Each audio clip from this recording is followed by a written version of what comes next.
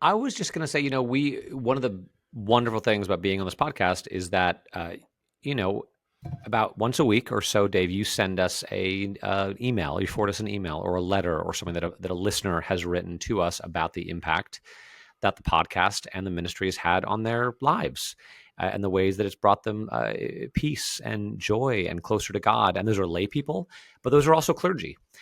So I think it's safe to say that when you give this ministry, you're participating in something that God is doing, and not just to the listeners, but especially for people that are, in ministry, for their congregations as well, and enabling people to stay in ministry first of all, because it's really hard, and Mm. to not feel like they're alone, and then to continue to proclaim this incredible message of God's unconditional love and grace to people who really need to hear it. So, what do we have? 20,000 ish listeners or something, About that, yeah. Yeah. But then I think you assume that extends out, right, to their Mhm. spouses and their children and their family Yeah. and their congregations.